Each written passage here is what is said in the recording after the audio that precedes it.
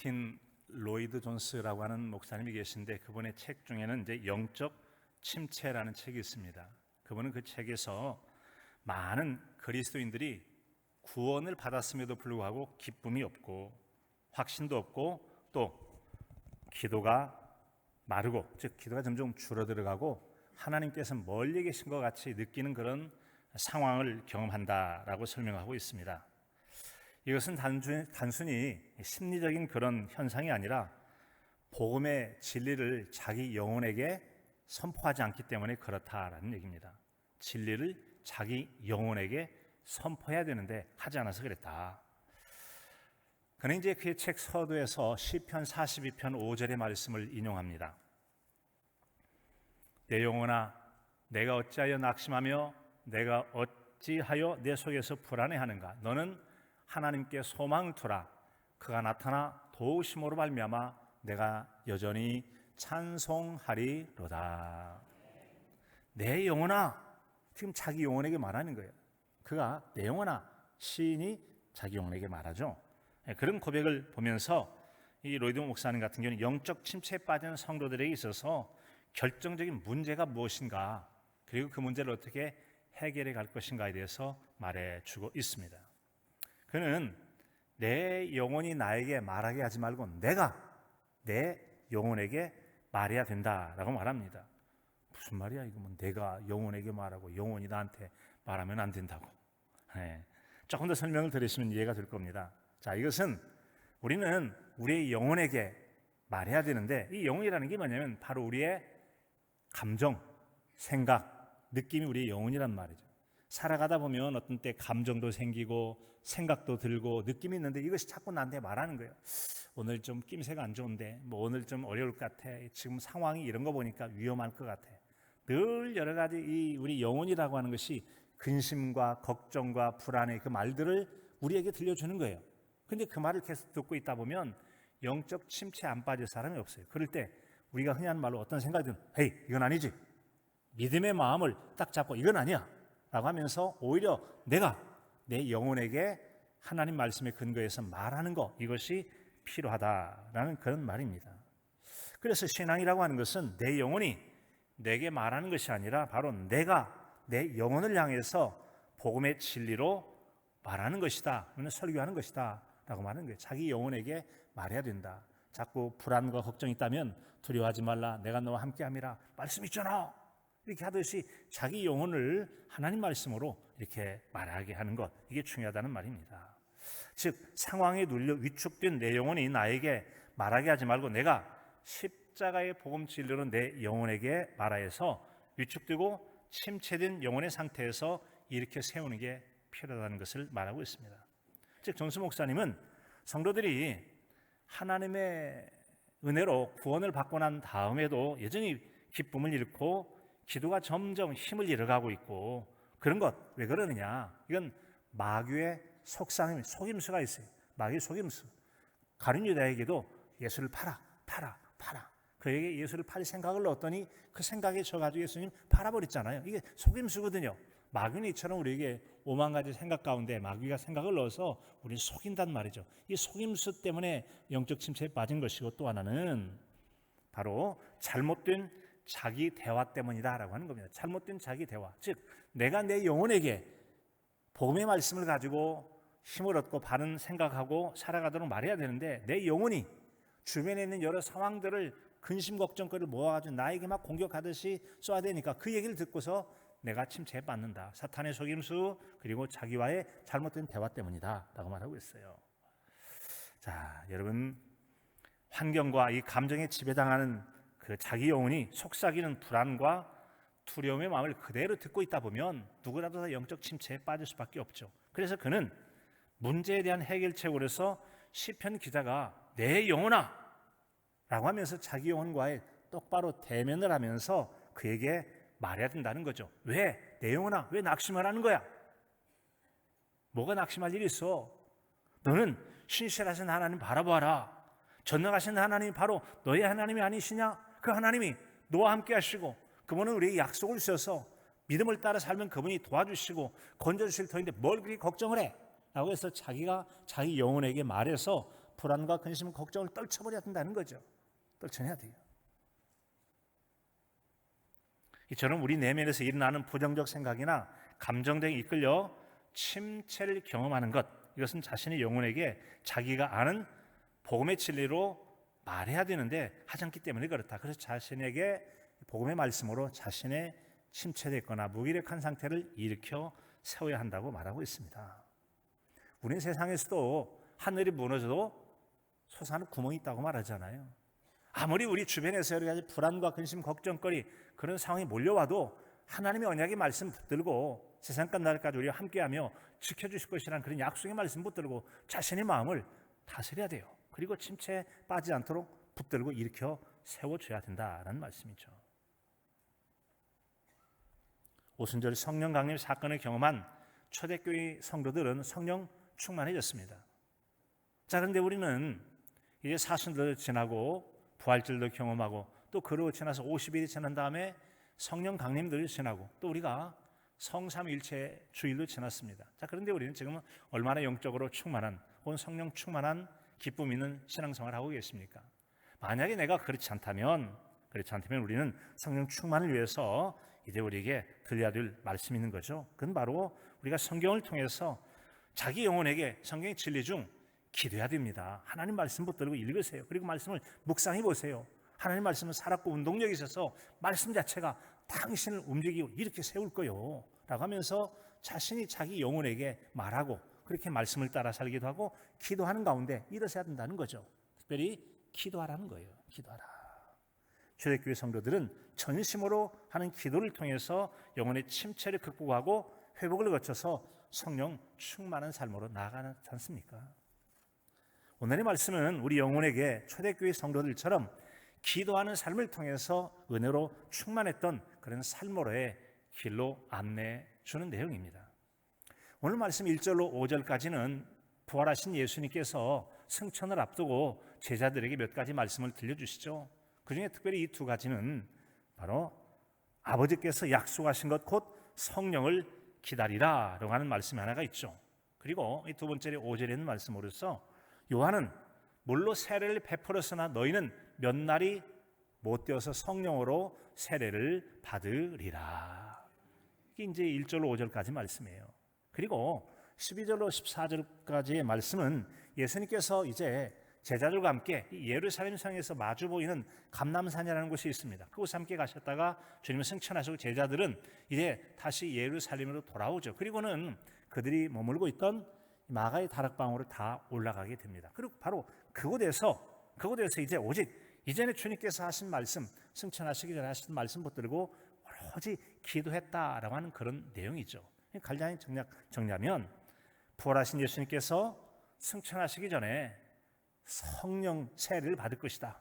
성령이 임할 것을 말씀해 주셨다는 거죠. 그리고 그들은 승천하신 이후에는 그 말씀 붙들고 전심으로 기도했다. 그리고 이제 그 성령 충만을 받게 되는 길로 나간다라는 것, 그 말씀 아니겠습니까? 이처럼 그들이 전심으로 했던 기도가 마중물이 돼서 오순절 마가의 다락방에 모였던 120명의 성도들은 이제 놀라운 성령 충만의 역사를 경험하게 되어집니다. 여러분, 농부가 뿌리지 않고 거두는 것이 없는 것처럼 우리가 하나님의 언약의 말씀 붙들고 간절히 은혜를 구하며 기도하지 않고서는 놀라운 이런 오순절의 역사 같은 그런 기적의 역사는 일어나지 않는다라고 하는 것이죠. 그래서 우리가 은혜를 얻기 원하면 당연히 기도해야 된다는 말씀입니다. 초대교회 성도들은 당시에 유대인들의 눈이 무서워서 문을 걸어잠그고 기도할 만큼의 사람에 대한 이 두려움이 있었습니다. 특별히 그들을 보호자처럼 함께 계시던 예수님께서 하늘로 올라가셨어요. 승천하시게 됐단 말이죠. 마치 함께 있던 부모가 떠나게 되면 고아가 된 것 같은 그런 상태, 마음의 느낌이 있었겠죠.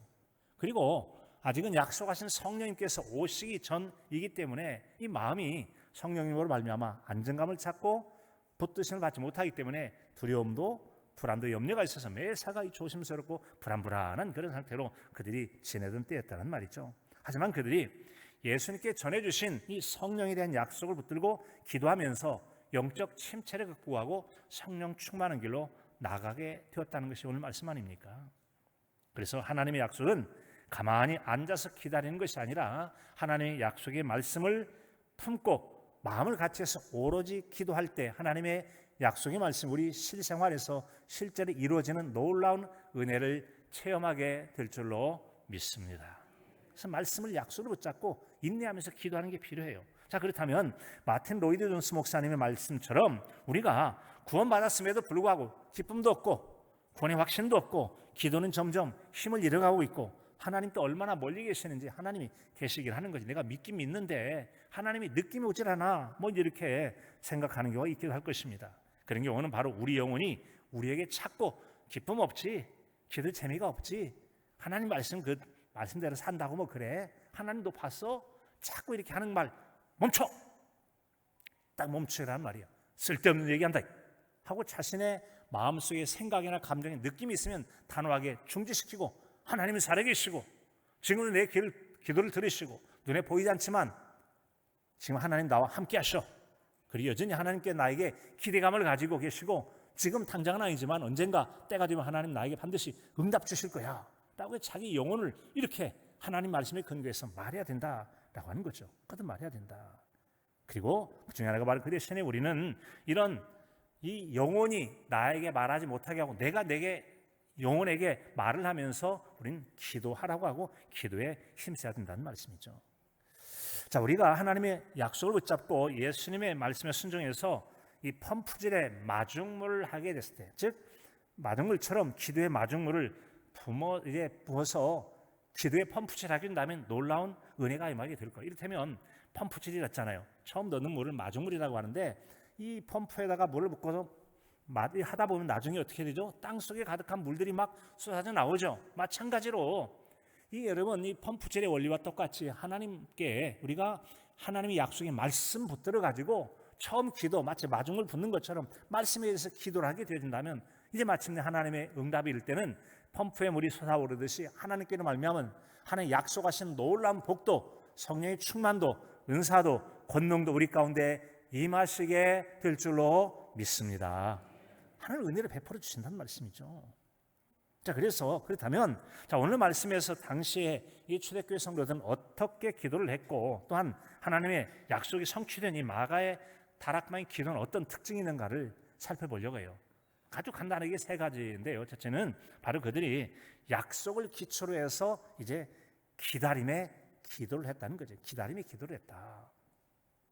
특별히 4절 말씀에 보면 그들에게 분바하여 이르시되 예루살렘을 떠나지 말고 내게 들은 바 아버지께서 약속하신 것을 기다리라고 그래서 같이 볼까요? 아버지께서 약속하신 바를 기다리라.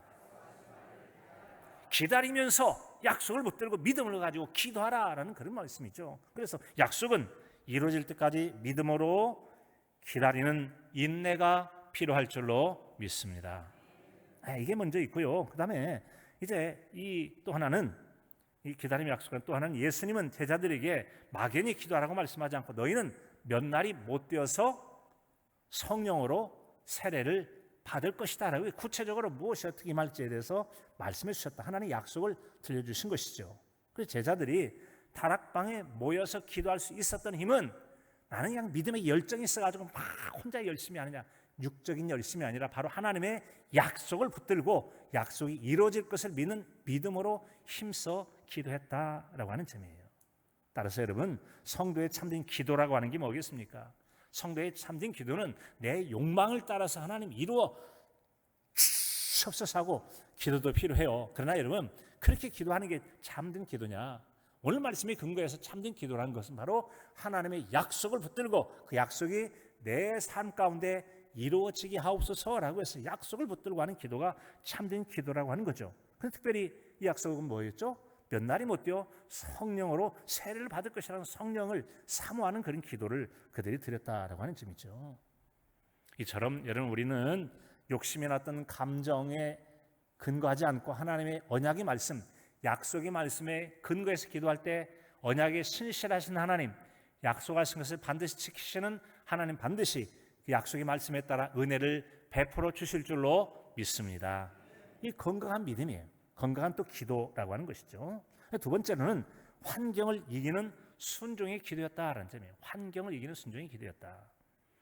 오늘 12절 13절에 보면 저들이 감람원이라는 산으로부터 예루살렘에 돌아옵니다. 그리고는 그들이 머무는 마가의 다락방으로 올라갔다라고 하는 것이죠. 자, 그들이 이처럼 기도하게 됐는데, 여러분, 당시에는 예루살렘에 예수님을 십자가 못 박아 죽였던 이 서슬퍼런 유대인들의 권력이 누가 믿나라고 이렇게 여러분 눈으로 살피고 있으니 얼마나 마음에 두려운 것이었어요. 그래서 그들이 제자들로 생각할 것 같으면 빨리 예루살렘 떠나가지고 내 고향으로 가고 싶어. 당시 예수님의 제자들의 대부분은 어디 사람이죠?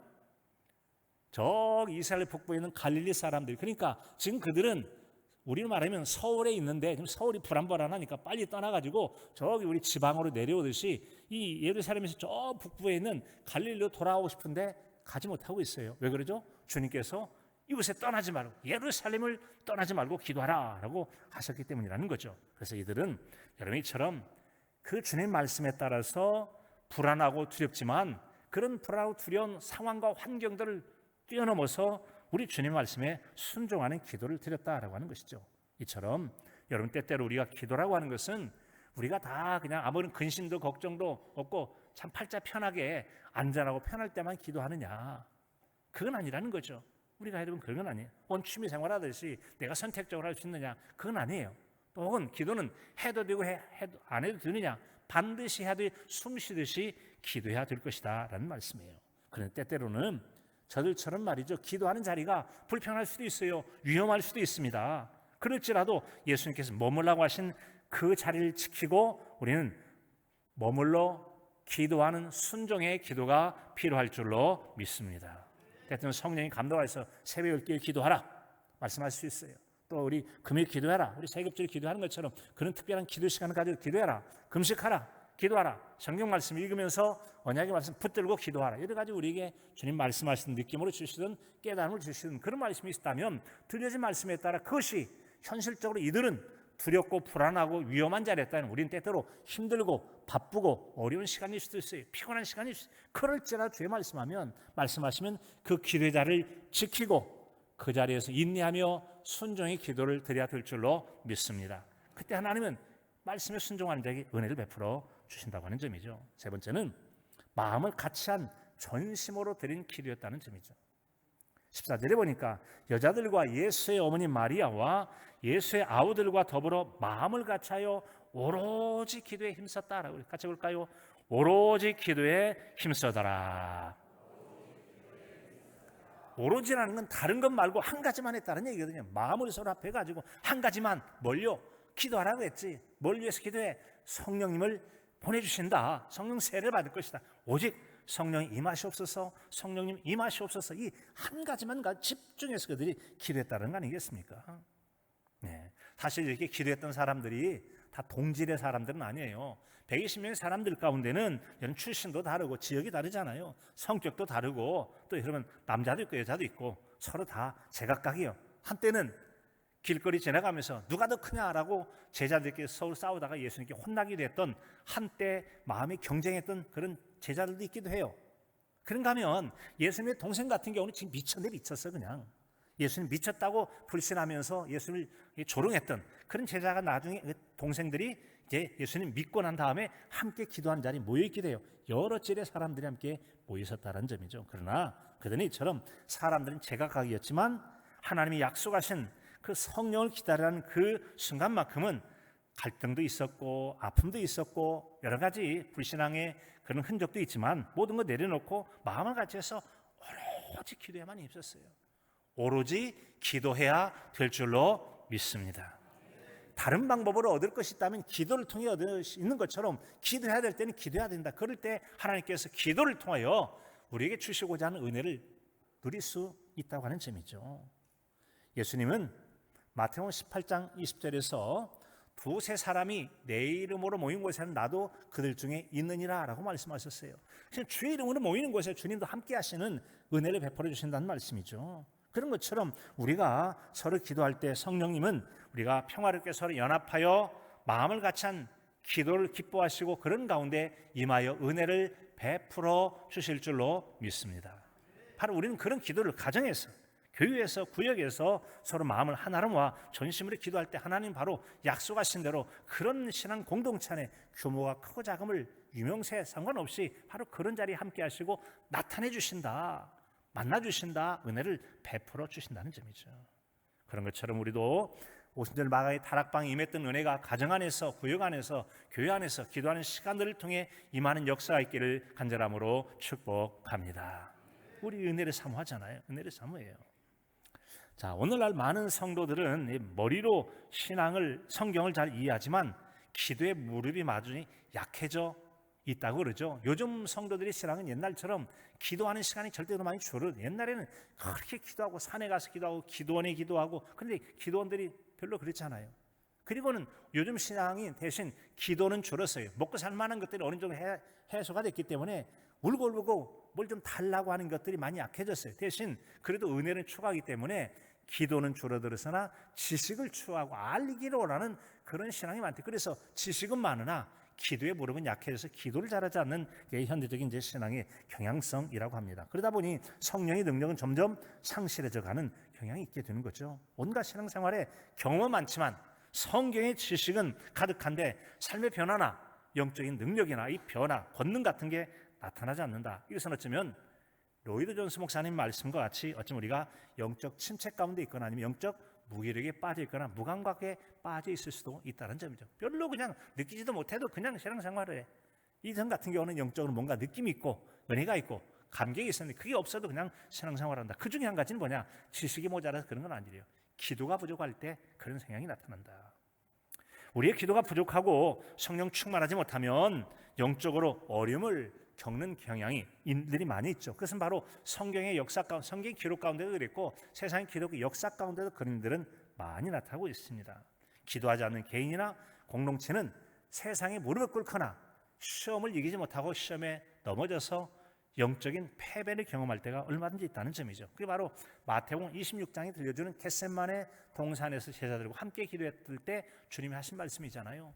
시험에 들지 않게 깨어있어 기도하라. 같이 볼까요? 시험에 들지 않게 깨어있어 기도하라.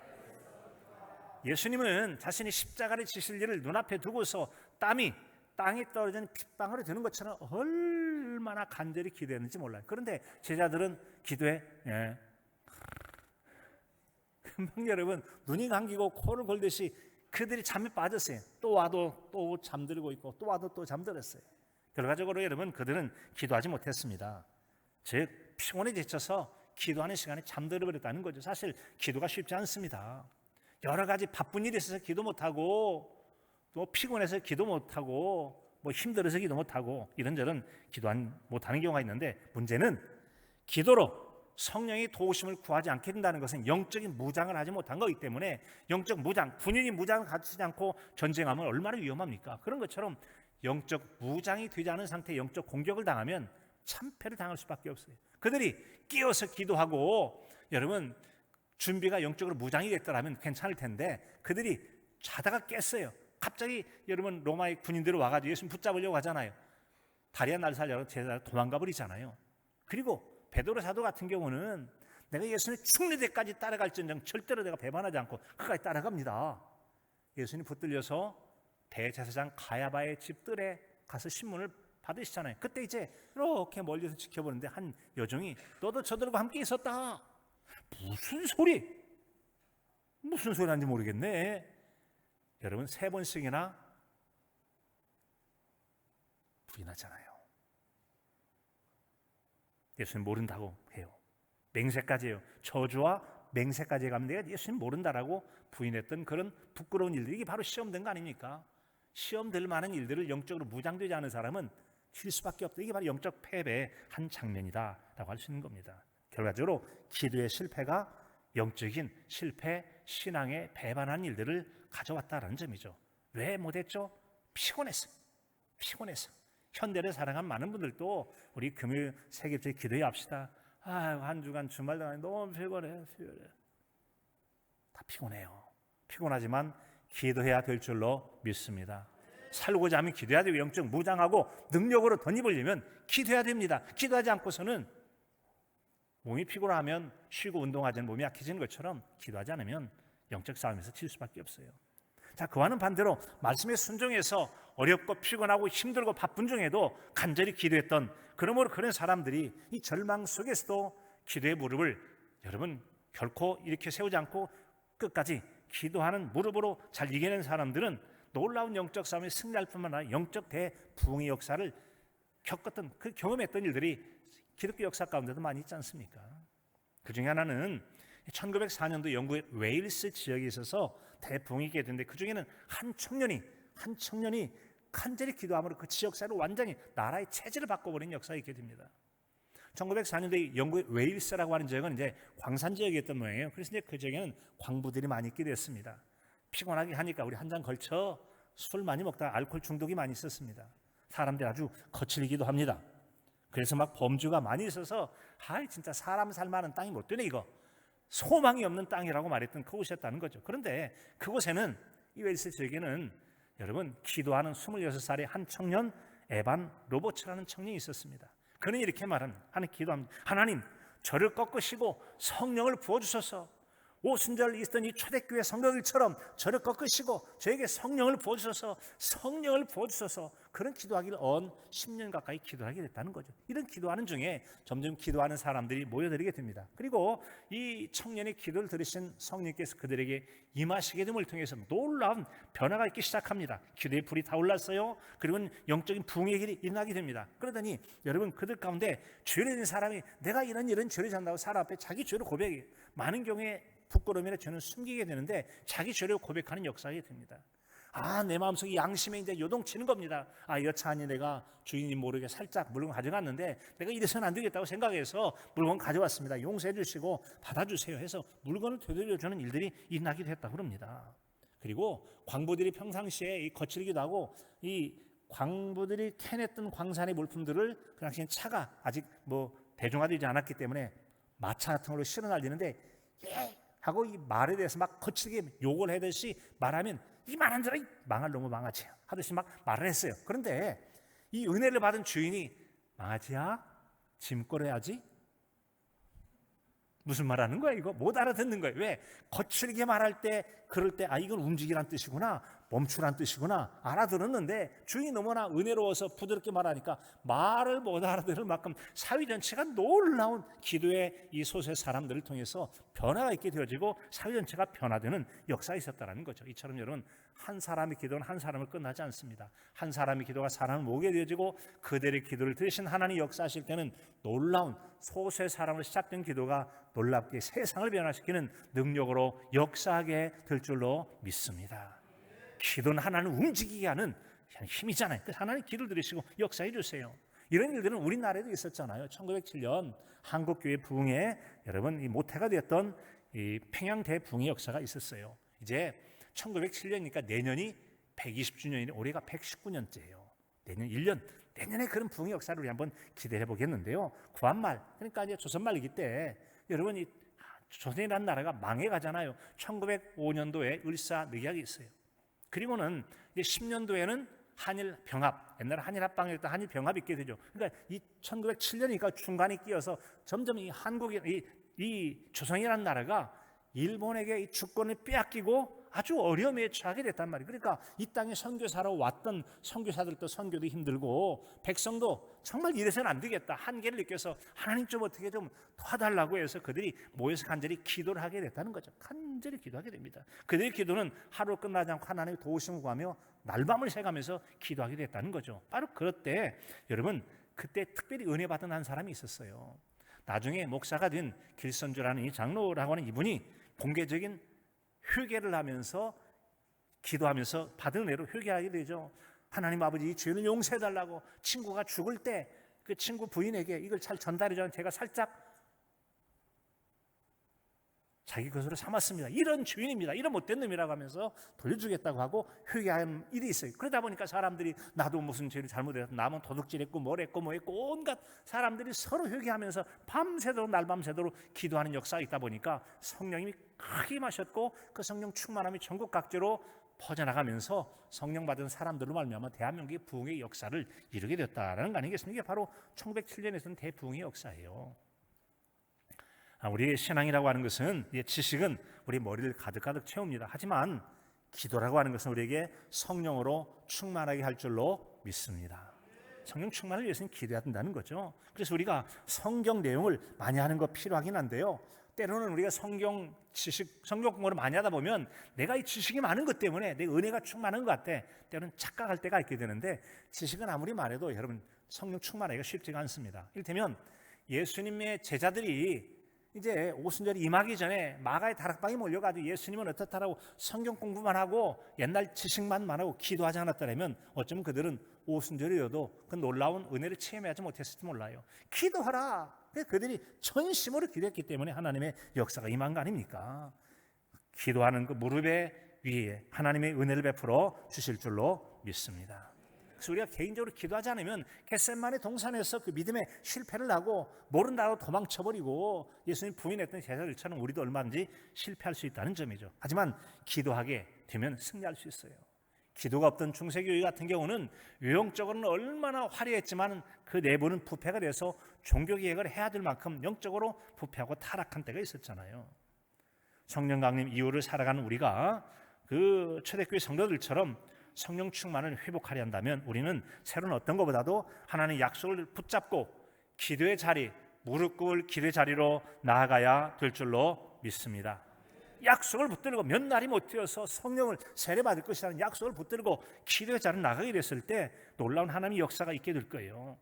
저 영국의 웨일스에서 119년 전에 평양 장대인교회에서 기도했던 것처럼 역사가 이루어질 수도 있다는 점이죠. 그래서 하나님의 기도의 응답에 대한 약속을 붙들고 성도는 기도를 통해서 하나님의 약속이 우리 삶 가운데 현실이 되도록 기도해야 될 줄로 믿습니다. 그게 쉽지는 않아요. 이를테면 우리 여러분 이 말씀을 따라 내 영혼이 나에게 굴복하도록 하는 재촉이 필요하게 되는데, 요한복음 21장 5절에 보면 예수님께서 부활하신다 했는데 제자들은 그런 줄 모르고 이제 가서 소식은 들었지만 물고기 잡으러 다 나가잖아요. 밤새도록 물고기 잡아요. 근데 아침에 잡은 거 물고기 있느냐? 없는데요. 그 배 오른편에 그물을 내려라. 예수는 목수 출신이고 이 사람들은 원래 어부 출신이에요. 어부 출신이 밤새도록 이런 그물질에도 물고기 한 마리 못 잡았는데, 아니 이쪽에 하면 안 잡혀, 이쪽에 하면 잡혀? 말 같은 소리 하지. 우리가 물고기를 1, 2년 잡아봤나? 라고 속에서 막 튀어나올 것 같은 것을 잠잠히 하고 주님 말씀에 순종했을 때 그물이 무거워서 들이지 못할 만큼 엄청나게 물고기가 잡혔다는 거 아니겠어요? 우린 때때로 우리의 지식과 경험이 우리에게 순종하지 못하게 만들지 몰라요. 오늘 기도하자고 그랬더니 뭐 이제 금요 세입주 기도 나오라고 그랬더니, 아이 목사님 내가 기도를 얼마나 많이 했는데 아침에 기도하고 밤에도 기도하고 얼마나 금식도 하고 기도를 많이 했는데 뭐 지금 기도 한번 한다고 그거 됩니까? 라고 하는 말이 나오면 짓누르시고 말씀에 순종하는 마음으로 기도의 자리로 나오실 수 있기를 바랍니다. 예수님 말씀에 순종했을 때 그들이 영혼의 아우성을 짓누르고 순종했을 때 그런 기적 같은 역사가 일어나지 않습니까? 오늘 시대에 우리도 내면의 소리를 잠재고 말씀에 순종할 때 하나님 역사를 이루어주실 거예요. 말씀을 정리하겠습니다. 다시 여러분, 초대교회 성도들이 성령 충만했던 것처럼 우리가 오늘날 영적인 능력과 성령 충만한 삶을 위해서 다시 기도의 자리로 나와야 될 줄로 믿습니다. 기도하심을 통해 영적 부흥에 또 성령 충만의 은혜를 체험하고 오늘 나를 이기고 믿음으로 승자로 살아가시는 복된 저와 여러분의 신앙의 삶이 되시기를 간절함으로 축복합니다. 하나님 아버지, 성령 강림 위에 무기력하게 살아가고 있던 하나님, 이제 우리가 예수님 말씀에 따라 언약을 붙잡고 오로지 기도에 힘썼던 초대교회 성도들처럼 기도하여 성령 충만하고 능력받아 살아가는 우리 모두가 되게 하여 주시옵소서. 예수 그리스도의 이름으로 기도하옵나이다. 아멘.